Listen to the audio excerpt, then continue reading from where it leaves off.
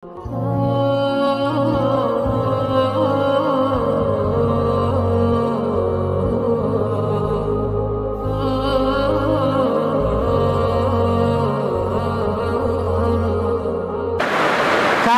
keyakinan Islam adalah agama yang sempurna itulah, maka kita harus bersyahadat secara sadar, ya.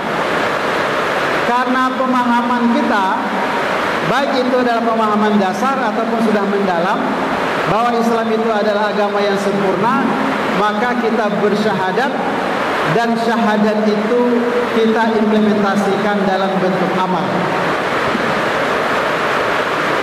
Ada orang mengaku sebagai muslim. Apa alasan dia? Kata dia, saya sudah bersyahadat, KTP saya Islam, kata. Ya betul, secara zahir betul. Dia bersyahadat, berarti dia sudah muslim, ya. Man qala la ilaha illallah, ya, siapa yang sudah bersyahadat, meyakini tidak ada zat yang berhak disembah kecuali Allah saja, maka dia sudah dianggap sebagai muslim. Dia dijamin masuk surga. Man qala la ilaha illallah dakhala al-jannah. Ya. Siapa yang mengucapkan syahadat, siapa yang mentauhidkan Allah Subhanahu wa taala, maka dia dijamin masuk surga. Ada atau tidak ada amalnya? Nah, makanya dalam sunnah yang diajarkan oleh Rasul SAW, kalau ada orang sakratul maut, orang sedang dalam proses kematiannya, sedang sekarat, apa yang diajarkan oleh Islam? Atau apa yang dicontohkan oleh Rasulullah SAW? Laqinu mautakum bila ilaha illallah. Talqinkan, ya, orang yang sedang sekarat ini dengan kalimat tauhid, syahadat, ya, la ilaha illallah. Atau yang sempurna, asyhadu an la ilaha illallah wa asyhadu Muhammadar Rasulullah. Karena kita bersyahadat, maka diri kita ini tidak boleh dianiaya, tidak boleh dilukai, tidak boleh dibunuh. Harta kita tidak boleh dirampas, tidak boleh dicuri oleh orang. Ya, man qala la ilaha illallah haruma malu wa dam. Orang yang bersyahadat sudah mengucapkan kalimat tauhid, maka hartanya harus terpelihara, tidak boleh dirampas, tidak boleh dicuri. Dirinya tidak boleh dilukai, nyawanya berharga. Sedikit saja terluka, maka harus ada konsekuensi, harus ada apa yang dinamakan dengan qisas, ya. Kalau dalam Islam, kalau ada orang terluka, ada orang yang terzalimi, ada orang yang teraniaya, dia tidak ridho, maka dia berhak menuntut balas. Ya, dalam ayat dikatakan wal juruha qisas. Sedikit saja darah menetes dari orang yang mengucapkan syahadat, maka dia bisa menuntut hak atau menuntut balas. Nah, itulah bukti bahwa ketika orang bersyahadat, dia menjadi sangat mulia. Sebaliknya, mungkin dia kaya, dia mampu, dia pejabat, tapi dia tidak bersyahadat, maka dia hanya saudara dalam sisi kemanusiaan, tapi dalam urusan akidah, dalam urusan agama tidak bisa. Dia berinfak, semua kekayaannya dia infakkan, tapi karena dia tidak bersyahadat, maka di mata Allah nilainya nol. Walaupun manusia memujinya, kenapa dipuji? Karena dia orang dermawan. Dia pejabat, orang hebat, terhormat, dimuliakan, tapi di mata Allah nilainya nol. Kenapa? Karena dia belum bersyahadat. Ini bukti bahwa pintu untuk masuk ke dalam Islam adalah syahadat. Ketika kita bersyahadat, seharusnya sama seperti orang-orang kafir Quraisy dulu, ya. Ketika Rasulullah SAW mendakwahkan Islam, mereka sangat paham apa konsekuensi dari syahadat. Mereka sangat paham makna dari asyhadu an la ilaha illallah wa asyhadu anna Muhammadar Rasulullah. Makanya apa? Tidak semua tokoh-tokoh kafir Quraisy itu mau bersyahadat. Kenapa? Karena konsekuensi bersyahadat, apakah dia pejabat, atau rakyat biasa, di mata Allah sama. Apakah dia orang kaya atau orang miskin, di mata Allah sama. Yang akan membedakannya siapa? Yang akan membedakannya adalah amal. Inna akramakum indallahi atqakum. Orang yang paling mulia di hadapan Allah adalah orang yang bertakwa. Bukan pejabat, bukan rakyat, bukan orang kaya, bukan orang miskin. Tapi siapa yang membuktikan syahadatnya dalam bentuk amal, sehingga dia dikatakan orang yang bertakwa.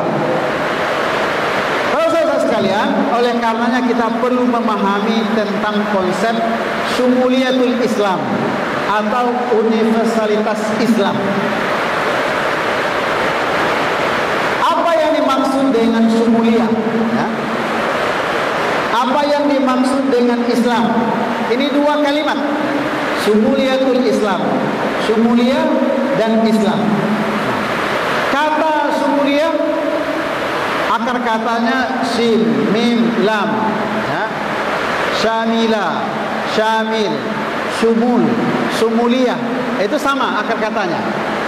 Nah, kalau ada anak kita namanya Syamil, apa latar belakang anak ini namakan Syamil?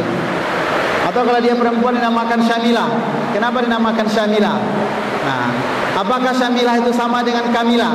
Mirip, berdekatan.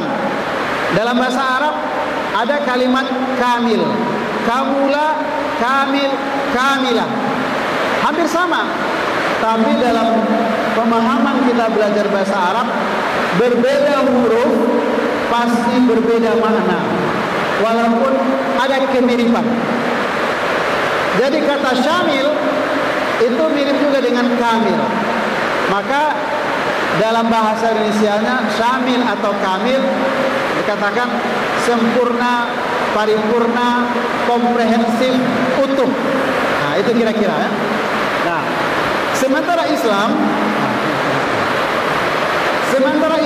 akar katanya adalah salama atau salima, sin, lam, mim, silmun, salam. Nah, salama, al-Islam itu akar katanya ya, dari huruf sin, dari huruf lam, dari huruf mim. Nah, Islam kata-kata masdar, artinya damai, artinya menyerah, artinya patuh, artinya taat. Jadi kalau kita mengaku sebagai muslim, mengaku beragama Islam, kita buktikan dengan syahadat, maka kita harus patuh, harus tunduk, harus taat, harus menyerah ya, kepada ketentuan Allah Subhanahu wa taala. Nah, apa dalilnya? Misalnya firman Allah Subhanahu wa taala, ya ayyuhalladzina amanu taqullaha haqqa tuqatih wa la tamutunna illa wa antum muslimun. Nah, kalimat muslimun akar katanya dari sin, lam, mim. Wahai orang-orang beriman, bertakwalah kalian kepada Allah dengan takwa yang sesungguhnya. Wala tamutunna illa, jangan kalian mati, meninggal kecuali muslimun ya, betul-betul berserah diri. Nah, apa hadis Nabi SAW? Buniyal Islam ala khams ya. Agama ini dibangun atas 5 dasar. Nah, kalimatnya Islam, maka Islam menjadi makna dari agama. Kalau agama dalam bahasa Sanskerta akar katanya agama, tidak gama kacau. Berarti kalau orang beragama, dia menjadi sempurna, dia menjadi selamat, dia menjadi orang yang benar, bukan menjadi orang yang kacau. Maka kalau kita sederhanakan, kalau kita bersyahadat, berarti kita adalah muslim, kita beragama Islam. Maka maknanya adalah tunduk, patuh, taat hanya kepada Allah saja. Nah, itulah maksud dari asyhadu. Saya bersaksi, saya bersumpah, saya berjanji tidak ada ketundukan, tidak ada kepatuhan, tidak ada ketaatan kecuali hanya kepada Allah saja. Nah,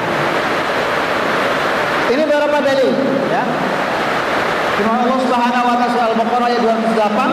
Nah, Ya ayyuhalladzina amanu dkhulu fis-silmi kafah. Ya.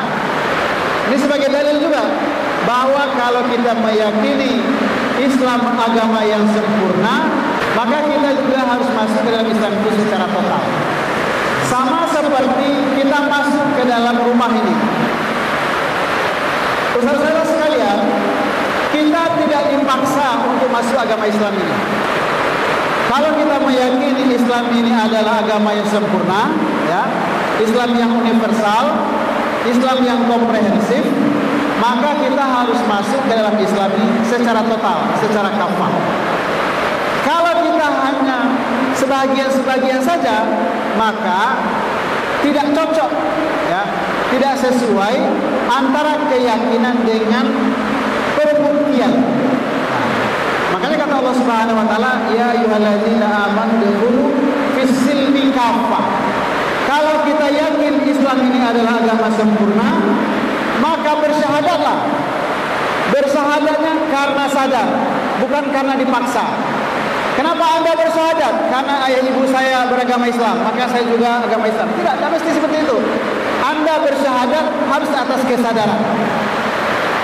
Kalau kita bersyahadat atas dasar kesadaran, maka setelah kita bersyahadat, kita sudah masuk ke dalam bangunan Islam, maka konsekuensinya kita harus berusaha semaksimal mungkin untuk total dalam beragama. Itulah maksud dari firman Allah Subhanahu wa taala surah Al-Baqarah ayat 208. Ya ayyuhalladzina amanu dkhulu fis-silmi kafah. Harus total. Nah, apa yang dimaksud dengan total itu? Pemikirannya harus sesuai dengan pemikiran Islam. Pemahaman beribadahnya harus sesuai dengan pemahaman beribadah yang Islami. Akhlaknya, perilakunya juga harus Islami. Nah, jangan sebagian-sebagian. Ya, dalam ayat ini dikatakan Allah Subhanahu wa taala, sebagian manusia ini ada yang menyembah Allah ala harfin, tidak total, tidak kafah, tapi sebagian-sebagian. Dalam urusan pemikirannya ada yang Islami, ada yang sekuler. Dalam urusan ibadah 100% Islam. Dalam urusan akhlak 50% agamanya, 50% Islami. Nah, itu gak betul. Apa contoh? Ustazah misalnya, karena aurat perempuan itu adalah selain muka dan telapak tangan, maka saya sangat yakin ustazah sekalian ketika sholat begitu serius, begitu hati-hati, memastikan tidak ada aurat yang terbuka. Jangankan kulit, ya, rambut saja khawatir nampak ketika kita sholat. Maka rumusnya, kalau kita serius total beribadah secara konsep Islam, karena kita menganut mazhab Syafi'i, maka kita ekstra hati-hati tidak ada aurat yang terbuka. Seharusnya di luar sholat semua auratnya juga tetap tertutup. Tapi apa yang terjadi? Ya, kita bisa lihat banyak ibu-ibu perempuan yang bekerja di kantor atau bekerja di pasar, tidak memikirkan, tidak serius dalam urusan aurat, kecuali ketika akan sholat. Misalnya azan berkumandang, dia pergi sholat ke masjid, atau dia sholat sendirian, pasti dia serius sekali. Ada nggak rambutnya yang nampak, ada nggak kulitnya yang nampak, sehingga kalau perlu pakai kaos kaki supaya auratnya terbuka ketika sujud. Tapi selesai sholat, mukenanya dilipat rapi-rapi lagi, masukkan ke dalam tas, tapi auratnya lain dia buka. Nah, berarti tidak benar, ya, tidak sempurna keislamannya. Dia beribadah dengan cara yang sangat Islami, tapi akhlak perilakunya kurang Islami, maka ini tidak sempurna. Nah, atau begitu juga dalam pemikiran kita, dalam urusan muamalah Dalam urusan ekonomi, saya tidak mau tahu apakah ini sistem riba, bunga, atau jual beli yang halal. Apakah margin ini adalah bunga atau haram, atau margin ini sama dengan bagi hasil sesuai dengan konsep syariah. Yang penting untungnya besar. Nah, itu tidak betul. Ya. Kalau kita serius beribadah dengan konsep Islam, maka pemikiran kita dalam konsep ekonomi juga harus sesuai dengan konsep syariah. Maka sekali lagi, perilaku kita harus Islami, ibadah kita insya Allah Islami, pemikiran kita juga harus sesuai dengan konsep Islam. Makanya baru dikatakan kafah atau sempurna. Itu maksud dari firman Allah surah Al-Baqarah ayat 208, ya ayyuhalladzina amanu udkhulu fis-silmi kafah. Masuklah ke dalam Islam secara sempurna. Kalau kita tidak setuju untuk sempurna dalam Islam, seharusnya kita tidak bersyahadat. Ya, saya ulangi lagi. Kalau kita tidak mau, ya, pemikirannya Islami, akhlaknya Islami, cuma ibadah saja yang Islami, seharusnya kita tidak bersyahadat. Kenapa? Karena konsekuensi syahadat itu adalah total dalam beragama. Udkhulu fis-silmi kafah. Nah, apa dalilnya? Dalilnya adalah surat Al-Baqarah ayat 256. Setelah selesai firman Allah yang berkaitan dengan ayat kursi, nah, wa huwa aliyul azim, la ikraha fid din. Ya, tidak ada paksaan untuk masuk ke dalam agama. Maka sekali lagi saudara sekalian, seharusnya kita akan bersyahadat itu idealnya sama seperti sahabat dulu. Para sahabat dulu bersyahadat karena mereka sudah memahami makna konsekuensi dari syahadat yang akan mereka lafazkan. Sehingga apa? Wajar ketika mereka bersyahadat terjadi perubahan total. Nah, kita karena kebetulan ayah ibu kita sudah Islam, kita tinggal di lingkungan yang Islami, kita bersyahadat kadang belum memahami makna syahadat kita. Sehingga apa yang terjadi? Ada ketimpangan. Pemikirannya Islami, alhamdulillah. Ibadahnya Islami, alhamdulillah. Tapi akhlaknya kurang Islami. Seharusnya ketiga-tiganya Islami. Nah, maka inilah kepentingannya kita ikut pengajian, ada tasqif untuk menyamakan pemahaman. Syumuliyatul Islam konsekuensinya ada beragama secara total. Proses sekalian, kesempurnaan Islam itu bisa kita lihat dari 3 hal. Dari segi waktu, dari segi sistem, dari segi tempat. Ya. Kesempurnaan Islam itu bisa kita lihat ya, dari segi waktu, dari segi tempat, atau dari isi syariat, aturan, atau perundang-undangan yang ada dalam Islam itu. Dari segi waktu, nabi-nabi terdahulu, ya, sejak dari Nabi Adam sampai Nabi Isa alaihissalam, syahadatnya sama. Ya. Syahadatnya sama, yaitu mentauhidkan Allah Subhanahu wa taala. Bedanya di mana? Bedanya adalah pada syahadat Rasul. Misalnya apa? Umat Nabi Nuh, apa syahadatnya? Asyhadu an la ilaha illallah wa asyhadu anna Nuha Rasulullah. Nabi Ibrahim, asyhadu an la ilaha illallah wa asyhadu anna Ibrahim Rasulullah. Ini menunjukkan bahwa nabi-nabi terdahulu agamanya apa? Agamanya adalah Islam atau tauhid. Mentauhidkan Allah Subhanahu wa taala. Apa bedanya dengan umat Nabi Muhammad? Nah, bedanya sedikit, yaitu cara ibadah. Ya.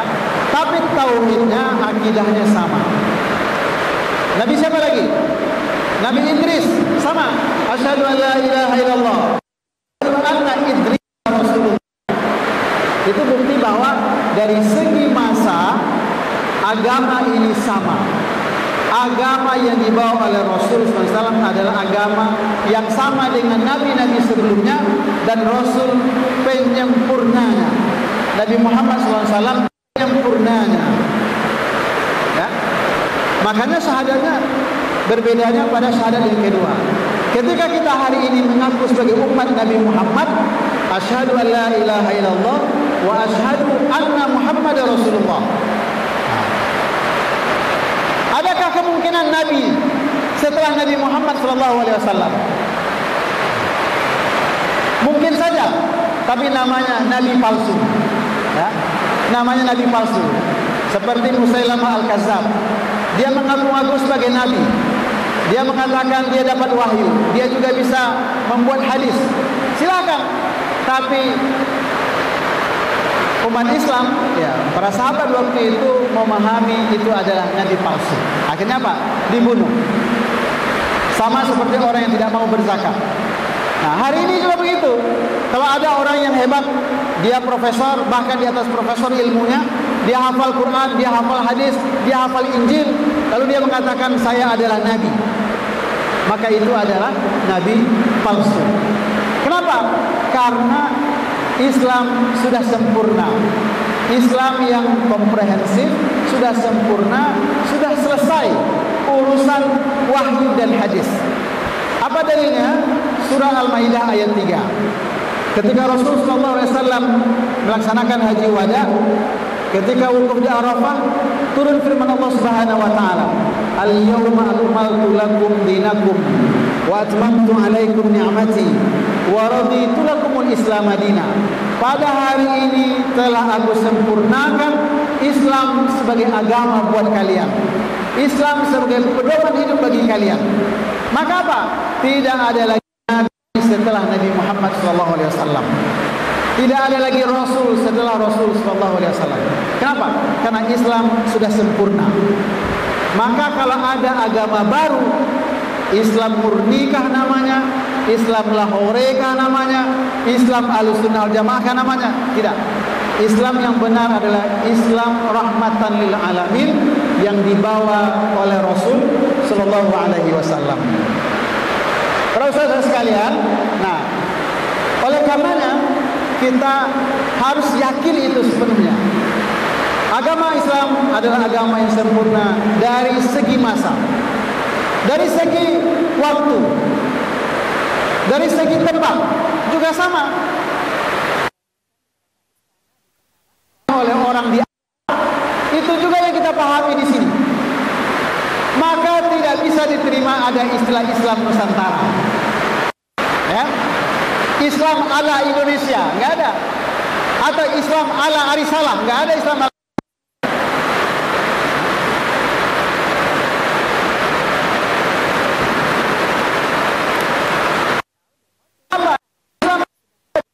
Oleh Rasul yang dipahami oleh sahabat, yang dipahami oleh tabi'in, dari tabi'in ke tabi'in, dari tabi'in kepada salafus saleh sampai ke kita hari ini. Islam dipahami oleh sahabat, Islam seperti itu juga yang harus kita pahami. Bahwa kita berada di Indonesia itu betul, tapi berbedanya tempat bukan berarti Islam menyesuaikan dengan tempatnya, tidak. Nah, kalau kita kaitkan dengan falsafah kita di Sumatera Barat, kenapa falsafah itu mengatakan sandi syarak? Syarak bahasa kitabullah. Kan itu pengakuan secara jujur dari orang-orang tua kita yang memahami adat dan juga memahami agama dengan benar. Kenapa mereka mengatakan adat basandi syarak? Berarti apa? Apakah syarak mengikuti adat atau adat yang mengikuti agama? Jawaban yang benar adalah adat mengikuti syarak atau agama. Syarak atau agama? Syarak yang bersandingan kepada kitabullah Al-Quran. Nah, maka tidak ada Islam ala Minangkabau, tidak ada. Islam ala Sumatera Barat tidak ada. Islam ala Arisalah tidak ada. Yang adalah Islam ala Rasulullah SAW. Oleh karenanya apa? kita mesti mengikuti dua pedoman saja. Kalau kita meyakini Islam agama yang sempurna secara tempat, secara waktu, secara zaman, ataupun secara sistem, maka pedomannya dua saja.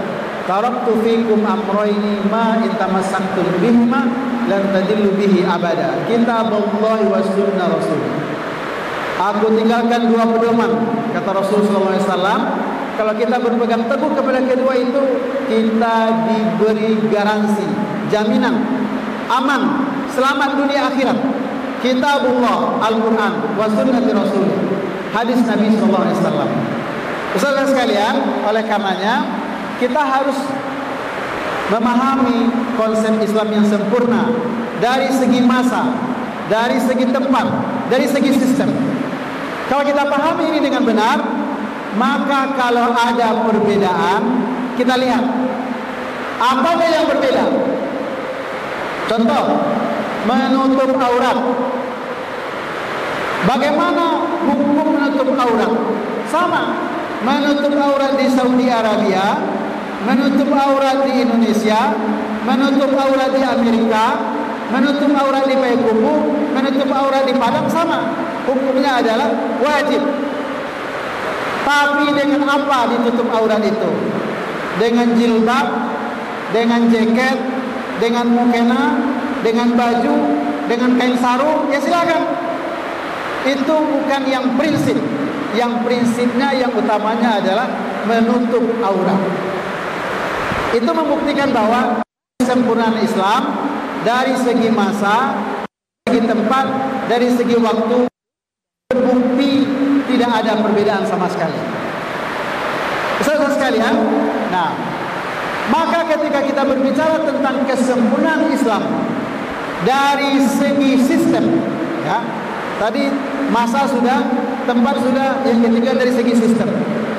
Dari segi sistem, dari segi aturan, dari segi perundang-undangan atau apa yang dinamakan dengan syariat.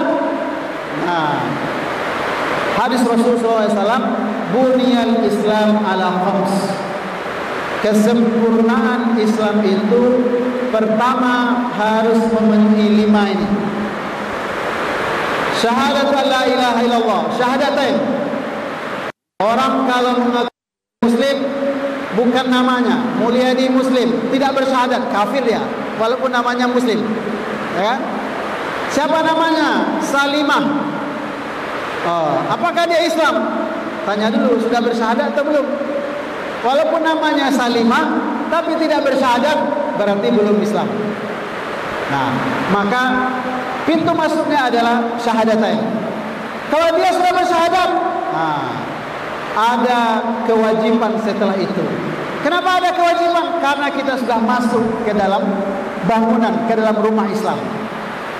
Apa kewajibannya? Sholat. Jadi kalau ada ustaz-ustazah, guru karyawan Arisalah mempertanyakan, kenapa wajib sholat di Arisalah? Bukan wajib sholat di Arisalahnya, karena Anda bersyahadat, makanya wajib sholat. Kalau Anda tidak bersyahadat, tidak perlu Anda sholat. Tapi kenapa diwajibkan betul, dinilai, dievaluasi di Arisalah? Karena kita adalah lembaga Islam yang ingin guru karyawannya betul-betul menerapkan nilai Islam. Sama juga yang kedua, kenapa di Arisalah jilbabnya harus rapi, harus tutup aurat? Apakah karena Anda masuk Arisalah atau karena Anda beragama Islam? Jawabannya adalah karena kita bersyahadat. Kalau tidak mau berjilbab rapi, tidak mau menutup aurat, jangan bersyahadat. Nah, gitu sederhananya. Konsekuensi kita bersyahadat harus tunduk patuh kepada Allah. Karena itulah maksud dari saya bersumpah, saya berjanji, saya berikrar. Dari mana itu, Ustaz? Dari kalimat asyhadu. Asyhadu, saya bersumpah, saya berjanji, saya berikrar, saya mengakui. Nah, jadi bukan sekadar saya bersaksi saja. Allah ilaha, tidak ada ilah. Apa ilah? Yang ditakuti, yang ditaati, yang dipatuhi, yang disembah. Illallah, kecuali Allah saja. Nah, Bagaimana cara mentaati, menakuti, menjalankan pengabdian kepada Allah? Wa ashhadu anna Muhammadar Rasulullah. Saya bersumpah, saya berjanji, saya berikrar bahwa Nabi Muhammad adalah utusan Allah yang akan saya ikuti, yang akan saya teladani. Makanya kata Allah Subhanahu wa taala dalam surat Al-Ahzab ayat 21, laqad kana lakum fi rasulillahi uswatun hasanah. Itu turunan dari syahadat Rasul. Nah, maka tidak bisa juga diterima dalam pemahaman yang benar, dalam konsep Islam yang benar, kita ini adalah pengikut Quran saja. Pedoman kita adalah Quran saja. Adapun hadis-hadis Nabi, karena banyak yang bohong, karena banyak yang palsu, karena banyak yang dhaif, tidak kita pakai. Kita tidak memakai hadis. Kita hanya berpedoman kepada Quran saja. Ini dinamakan dengan kelompok ingkar sunnah. Dia mengaku sebagai muslim, silakan. Tapi kalau pedoman hidupnya Quran saja, bisa diterima. Kenapa? Karena dia adalah kelompok ingkar sunnah. Kalau kita mengaku sebagai muslim, pedomannya dua, Quran, hadis. Quran, sunnah. Nah, saudara sekalian, maka ketika kita sudah bersyahadat, kita harus sholat. Apa kata Rasulullah SAW? As-salatu din, man aqamaha faqad wa man tarakaha faqad hadama din, atau kama qala. Salat itu adalah tiangnya agama. Siapa yang melaksanakan salat berarti dia menegakkan agama. Siapa yang meninggalkan salat berarti dia menghancurkan agamanya. Jadi sederhana saja. Anda muslim? Iya. Apa buktinya? Saya bersyahadat. Alhamdulillah. Apakah Anda sudah mukallaf? Sudah. Berarti wajib salat. Saya belum mukallaf. Berapa umurnya? 18 tahun. Masa 18 tahun belum mukallaf? Ya, kalau sudah balik berakal, sudah haid, sudah datang bulan, walaupun dia baru kelas 5 SD, berarti dia sudah balik berakal, sudah mukallaf bagi dia untuk sholat. Tapi kalau belum haid, belum datang bulan, belum mukallaf, belum balik berakal, baru namakan dengan tarbiyah, ya, pembiasaan untuk sholat. Seperti kata Rasulullah SAW, muru auladakum bisolati fis sabr. Suruh anak kalian untuk sholat ketika mereka sudah berusia 7 tahun. Kalau sudah 7 tahun harus dilatih, harus dibiasakan. Tapi kalau sudah sampai 10 tahun, boleh dipukul. Ini membuktikan bahwa sholat adalah bukti keislaman kita setelah kita bersyahadat. Setelah sholat, puasa. Sholat 5 waktu tiap hari.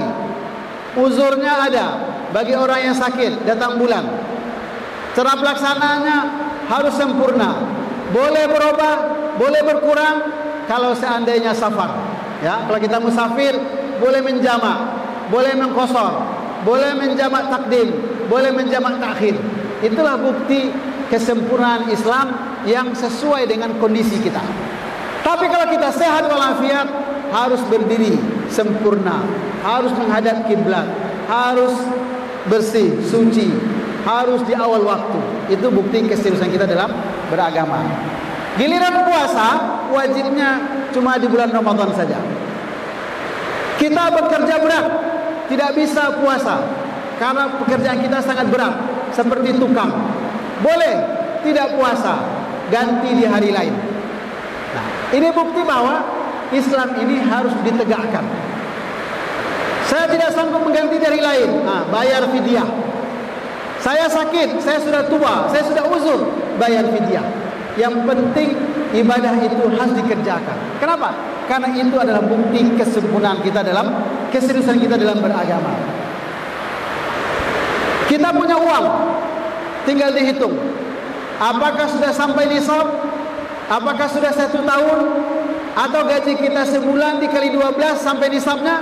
Sampai nisabnya wajib keluarkan zakat.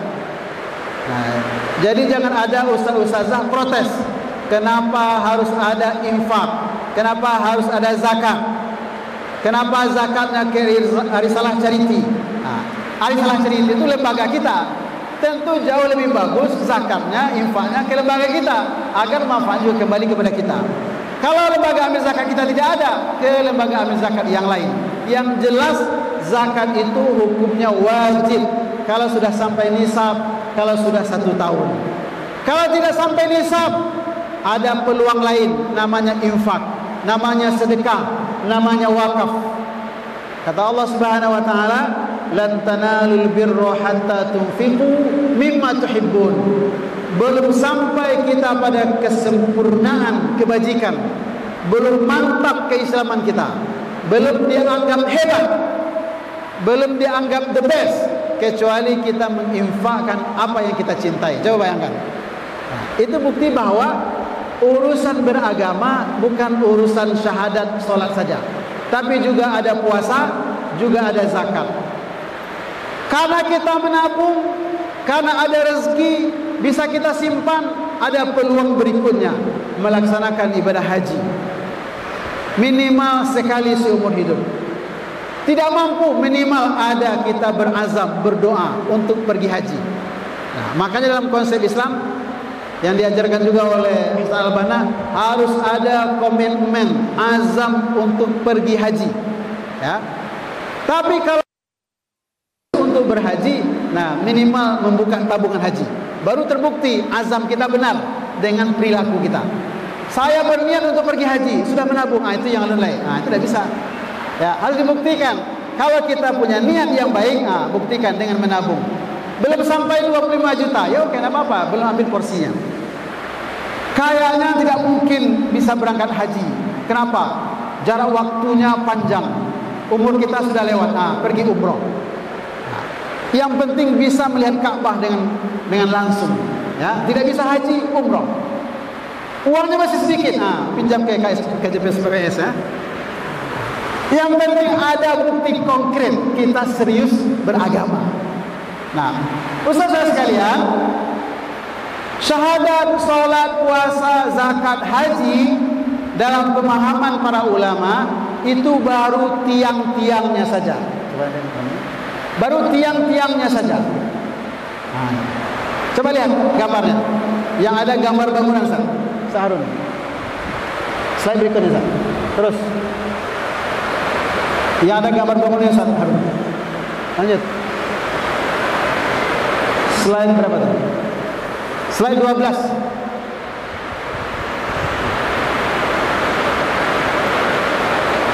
Ini coba lihat.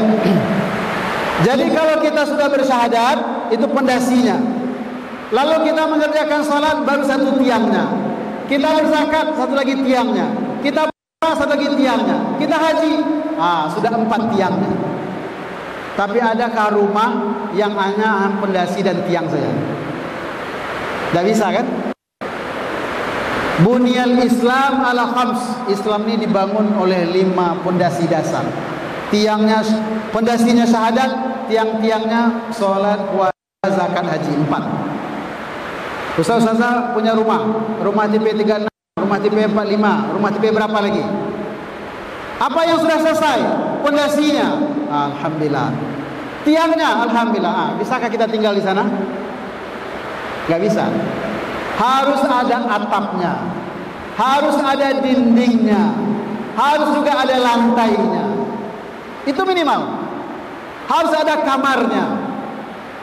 Maka Islam yang sempurna itu bukan rukun Islam yang 5 saja, tapi juga ada dakwah, juga ada politik, juga ada muamalah, juga ada ekonomi. Nah, baru dikatakan dengan sumuliyatul Islam. Nah, coba Saharul tambahkan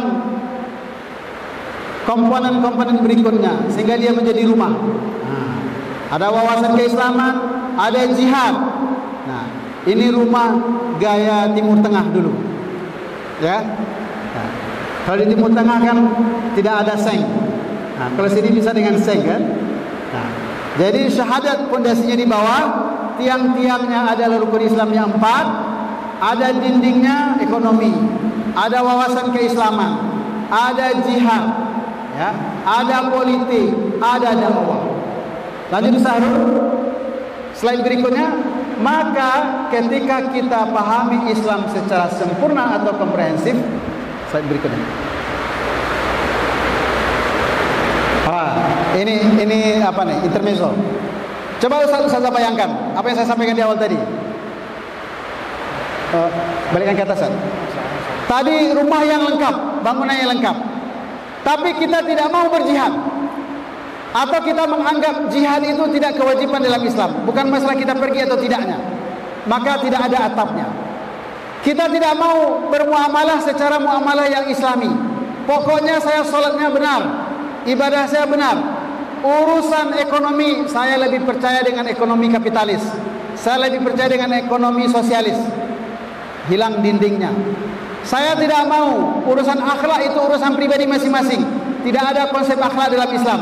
Nah, atau saya mengaku sebagai Muslim, saya cuma sholat saja. Kira-kira kayak beginilah, ya kan? Pondasinya bagus. Ini operatornya terlambat. Ke bangunan Sat. Slide 12. Nih. Slide klik satu lagi. Itu kira-kira. Jadi kalau kita memahami Islam secara sempurna, kita amalkan, lengkap dia. Ya. Tapi kalau satu hilang, nggak bisa. Maka kalau kita kaitkan dengan hadis Rasul, man qala la ilaha illallah dakhala al-jannah. Betul, hadis itu sahih. Orang yang bersyahadat walaupun dia tidak sholat masuk surga, alhamdulillah. Tapi kapan dia masuk surga? Setelah semua urusnya dia selesai. Awwalu amalin yuhasabu yaumal qiyamah as-shalah. Amal pertama yang akan dipertanggungjawabkan di akhirat kelak adalah salat. Kalau salatnya bagus, diterima amal semuanya. Kalau salatnya tidak bagus, tertolak amal semuanya. Kalau dia salat tidak ada, tentu dimasukkan dulu ke dalam neraka sampai dosanya habis, baru ujungnya tetap masuk surga juga. Kenapa? Karena dia bersyahadat. Sama seperti hadis Rasulullah SAW, orang yang membunuh 99 kali, dia melakukan dosa besar. 99 kali dia membunuh. Siapa di antara kita yang sudah membunuh orang 99 kali? Satu aja belum berani lagi ya, kecuali semut kan. Kalau semut mungkin dah ratusan terbunuh kan. Ini orang, dia bertobat, dia sadar ini pelanggaran. Datang dia ke ahli ibadah, dia katakan saya sudah membunuh orang 99 kali. Nanti bisa dilihat di hadis Riyadhus Shalihin, di buku Riyadhus Shalihin bab taubat. Dia katakan kepada ahli ibadah, saya sudah membunuh orang 99 kali. Saya sekarang ingin tobat. Adakah pintu tobat buat saya? Kata orang ahli ibadah ini, tidak ada. Maka dibunuh juga orang ini. Lengkaplah dia 100 kali membunuh. Tapi keinginan hatinya tidak bisa dia tahan. Dia ingin bertobat. Maka dia cari ahli ilmu. Dia datangi ahli ilmu. Dia sampaikan, saya sudah membunuh orang 99 kali dan bahkan saya tambah satu lagi 100. Adakah pintu tobat buat saya? Nah, kalau Dodi didatangi orang ini gimana kira-kira? Ambo yang bunuh orang 100 kali. Ambo ingin bertobat, lihat pintu tobatnya boy. Mungkin mengkritik ya kan? Kata ahli ilmu, ada pintu tobat tetap terbuka. Syaratnya adalah hijrah, pindah dari tempat yang biasa berbuat maksiat ke tempat yang lebih kondusif. Dia lakukan, dalam perjalanan dia meninggal. Hadisnya sangat panjang, nanti bisa dibaca. Terjadi dialog dua malaikat, malaikat azab dengan malaikat rahmat. Kata malaikat azab, orang ini masuk neraka. Kenapa? Karena dia membunuh orang sudah 100 kali. Kata malaikat rahmat, tidak, dia berhak masuk surga. Kenapa? Karena dia sudah bertobat. Kata malaikat azab, belum ada amalnya. Kata malaikat rahmat, walaupun amalnya belum ada, tapi dia sudah berniat. Tersenyumlah Allah Subhanahu wa taala, karena ini adalah hadis qudsi. Kata Allah, coba diukur kemana orang itu lebih dekat. Apakah ke tempat yang dia biasa berbuat maksiat atau ke tempat yang akan dia tuju? Ternyata Allah yang Maha Rahman Maha Rahim, ternyata orang itu lebih dekat ke tempat yang akan dia tuju, hanya sejengkal. Kata Allah, dia berhak masuk surga. Kapan hadis ini kita pakai? Kalau seandainya kita terlambat bersyahadat, terlambat bertaubat, nah, tidak ada masalah. Tapi kalau kita sudah bersyahadat sejak dari awal, masuk pula ke risalah, maka tidak ada pilihan. Harus serius beribadah. Solat 5 waktu harus. Berzakat wajib. Belum sampai nisab, berinfak, bersedekah, berwakaf.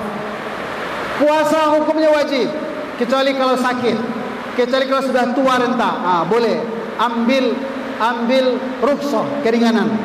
Boleh bayar fidyah, boleh ganti dari yang lain. Tapi kalau kita sehat, normal, tidak ada pilihan. Kalau dinilai oleh atasan atau dilaporkan oleh atasan, si A tidak sholat secara sengaja, HRD SDM berhak memberikan sanksi, ya, SP1, SP2. Atau kalau dia secara sadar mengatakan, betul saya tidak mau sholat karena saya tidak yakin sholat itu adalah bagian dari agama, wajib dikeluarkan segera dari arisalah. Kenapa? Karena tidak sesuai, ya, tidak sesuai. Nah, saudara sekalian, ini lebih kurang modelnya, ya. Nah, lanjut Sarun, slide berikutnya. Maka kalau kita gabungkan, ya, rukun Islam, kemudian dindingnya, kemudian atapnya, maka lebih kurang ada 10 sistem. Nah, slide 15, ya. Ada 10 sistem dalam Islam, barulah dia dikatakan sempurna. Lanjut Sarun, lanjut. Ini. Jadi sumuliyatul Islam bukan rukun Islam saja. Sumuliyatul Islam bukan rukun iman saja. Tapi sumuliyatul Islam berdasarkan ayat, berdasarkan hadis, berdasarkan pemahaman para ulama, harus mencakup minimal 10 sistem hidup. Ya. Akidahnya harus benar. Nah, itu rukun iman yang 6.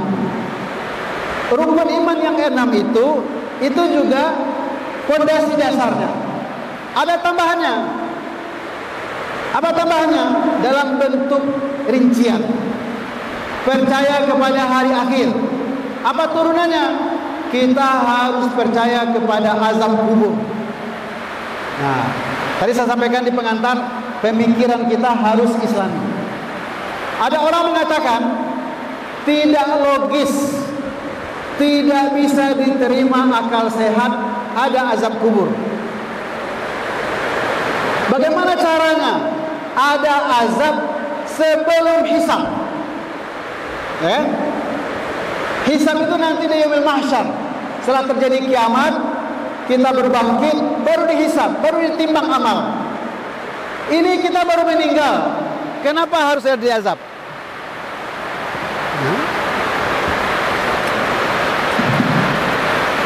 Tes.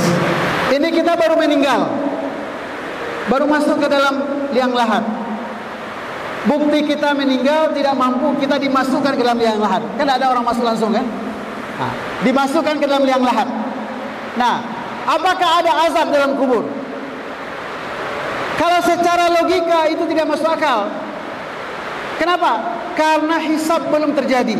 Kalau hisab belum terjadi, maka belum ada balasan surga neraka, belum ada nikmat atau azab. Itu logika berpikir. Logika berpikir secara benar. Tetapi logika berpikir secara benar itu adalah logika berpikir secara benar tanpa dalil Quran dan hadis. Nah, kalau dia berpikir secara benar, mengikuti pemahaman yang sesuai dengan ayat Al-Quran ataupun hadis Rasul yang dinamakan dengan pemahaman Ahlussunnah wal Jamaah, azab kubur itu ada. Bahwa belum ada hisab karena belum ada hari berbangkit, itu urusan Allah Subhanahu wa taala. Yang jelas azab kubur itu ada. Nah, ada yang mau bertanya, apa dalilnya? Dalilnya tanya kepada orang yang sudah keluar dari kubur. Bukan itu dalilnya. Dalilnya adalah hadis Rasul sallallahu alaihi wasallam. Hadis pertama, ketika Rasul sallallahu alaihi wasallam lewat ke sebuah kuburan, lalu Rasul mengatakan orang ini sedang diazab. Maka Rasul meminta kepada sahabat, tolong cari pohon kayu, pohon kurma, lalu taruh di atas kuburannya. Kata Rasul SAW, selama pohon kurma ini belum kering, maka orang yang ada dalam kubur ini akan mendapat naungan. Nah, makanya di Minangkabau, ya, dipraktekkan juga oleh orang-orang tua kita. Kalau ada orang meninggal, setelah selesai dikubur, bukan bunga yang diserahkan, tapi pohon kelapa. Tapi dicari yang mana? Pohon kelapa yang kering atau yang masih muda? Yang muda kan? Nah, apa dalilnya ini? Dari hadis Rasul ini.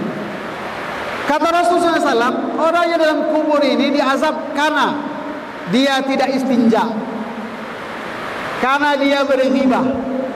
Nah, berarti hadis ini sahih karena dari Rasul SAW dipraktikkan oleh sahabat, maka azab kubur itu ada. Jadi walaupun tidak ada orang yang keluar dari kubur setelah meninggal, tidak ada masalah. Yang penting hadis Rasul sahih. Dalil kedua, apa yang kita baca ketika tasyahud. Setelah selesai fil alamina innaka hamidum majid, setelah itu kita baca apa? Allahumma inni a'udzubika min azabil qabr. Berarti azab kubur ada. Apa dalilnya? Dalilnya adalah apa yang dicontohkan oleh Rasul ketika kita tasyahud, kita membaca doa agar selamat dari azab kubur, agar selamat dari fitnah dajjal. Berarti azab kubur ada. Maka pemikiran pemahaman Islam yang benar adalah kita meyakini ada azab kubur walaupun belum ada hari hisab. Dalilnya apa? Bukan akal. Dalilnya adalah hadis Rasul yang sahih. Yang menolak adanya azab kubur siapa? Namanya kelompok Mu'tazilah. Ya. Kelompok Mu'tazilah itu sangat mengandalkan akal. Kalau ada ayat atau hadis tidak sesuai dengan logika akal sehat, mereka mengatakan ayat ini salah tafsirnya atau hadis ini tidak benar. Bagi kita tidak. Kelompok Ahlussunnah wal Jamaah pemikiran harus Islami. Andai tidak sesuai dengan akal sehat, tetap kita terima karena ada dalilnya. Itu berkaitan dengan azab. Mungkin ada pertanyaan, bagaimana kira-kira azab dalam kubur itu? Jangan tanya ke saya belum pernah masuk kubur. Nah, tapi ada penjelasan ulama tafsir, ada penjelasan ulama hadis. Kira-kira, ini dugaan, kira-kira azab kubur itu sama seperti kita bermimpi dalam tidur. Apakah ustaz-ustazah ketika bermimpi mimpi yang buruk, berteriak histeris atau jatuh di tempat yang tinggi, apakah ustaz-ustazah terbangun? Kan tidak kan? Tidak sadar, begini, bangun, di mimpi tak? Ada orang ketika bermimpi tersenyum dia, tertawa dia. Kenapa? Karena dia bermimpi-mimpi yang menyenangkan. Nah, kira-kira azab kubur lebih kurang seperti itu. Dugaan. Kenapa? Karena tidak ada orang yang mati hidup lagi. Nah, ini adalah babnya iman. Iman, akidah yang berkaitan dengan ghaibiyat. Dalam urusan ibadah, ada yang tidak sesuai dengan akal sehat. Kalau kita memakai sepatu atau memakai kaos kaki, seperti hari ini hujan, kita tadi sudah berwudu, lalu hari hujan, hari dingin, kita pakai kaos kaki atau kita pakai sepatu, atau kita safar dalam perjalanan, Sebelumnya kita sudah bersih, suci. Kita dibolehkan menyapu sepatu. Ya, tidak mesti dibuka sepatu kita.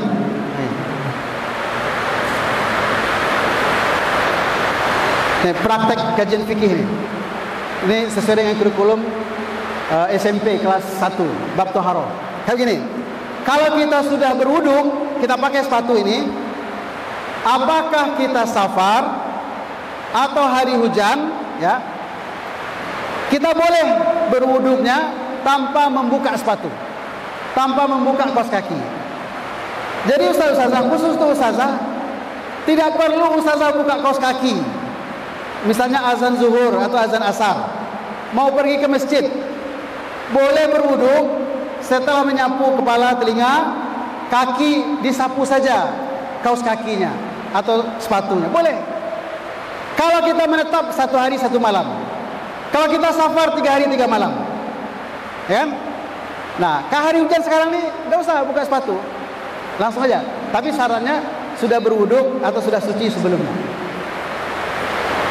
Pertanyaannya, bagian mana yang kotor dari sepatu kita ini? Ini atau ininya? Ini yang kotor kan? Ini yang kotor. Tapi mana yang disapu? Yang disapu adalah bagian atas. Sesuai nggak dengan akal sehat? Tidak sesuai dengan akal sehat. Yang kotor bagian bawahnya. Kenapa tidak itu yang dibersihkan? Kenapa yang disapu bagian atas? Makanya kata Ali bin Abi Thalib, "Lau kana ad-dinu bil aql." Kalau agama ini semuanya dengan akal, ya, kalau urusan agama ini semuanya dengan akal, seharusnya yang disapu itu adalah asfalil hizam, bagian bawahnya sepatu, bukan bagian atasnya. Kalau bagian atas disapu itu tidak menghilangkan kotoran.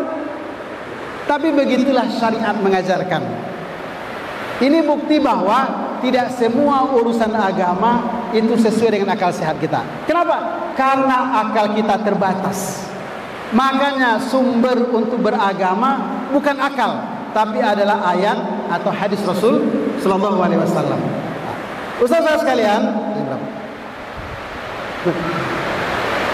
sistem tentang akidah, sistem tentang ibadah, sistem tentang akhlak perilaku, sampai ke sistem sosial, biasanya tidak banyak perdebatan. Ya, misalnya tentang akhlak perilaku, saya tambahkan sedikit lagi.